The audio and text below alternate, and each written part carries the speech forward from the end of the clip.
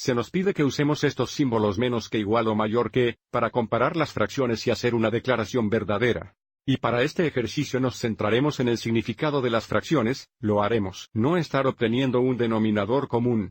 Recuerde que para una fracción, el denominador representa el número de partes en el todo, y el numerador representa cuántas partes se están considerando. Entonces, para la fracción de un cuarto, estamos considerando una parte, o se necesitan 4 partes para hacer el todo. Y para la mitad estamos considerando una parte donde se necesitan 2 partes para hacer el todo. Y por lo tanto, un cuarto es menos de la mitad. A continuación, estamos comparando 3 sextos con 3 sextos. Bueno, estos son la misma fracción, por lo que, por supuesto, son iguales. A continuación estamos comparando 3 séptimos y 3 mitades. 3 séptimos significa que tenemos 3 copias de un séptimo, y 3 mitades significa que tenemos 3 copias de la mitad. Observe cómo para ambas fracciones tenemos el mismo número de copias, pero dado que un séptimo es menos de la mitad, 3 séptimos es menos de 3 mitades. Tener 3 copias de un séptimo es menos que tener 3 copias de la mitad. A continuación, estamos comparando 2 quintos y 4 quintos.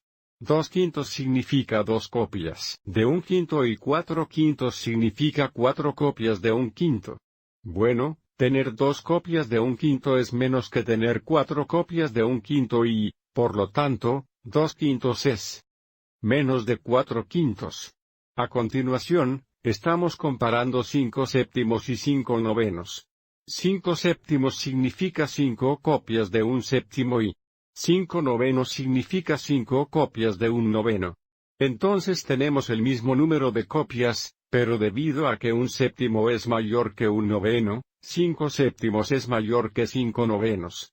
Y entonces, finalmente estamos comparando 4 octavos y medio. La fracción 4 octavos significa que nos estamos refiriendo a 4 partes, o se necesitan 8 partes para hacer un todo. Entonces tenemos la mitad de las partes que se necesitan para hacer un todo, lo que significa que 4 octavos equivalen a la mitad. Espero que hayas encontrado esto útil.